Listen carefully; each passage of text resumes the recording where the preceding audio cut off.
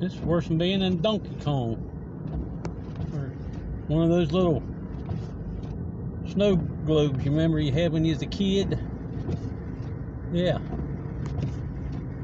I don't know which. Maybe I'm in outer space. I'm not sure. There's windshield wipers flapping.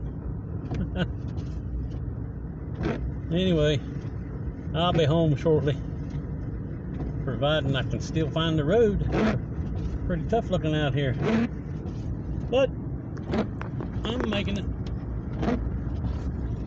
Just wanted y'all to see what it's like being out here 11:30. Well, it ain't 11:30, it's 11:04 on Route 55 going towards Craigsville.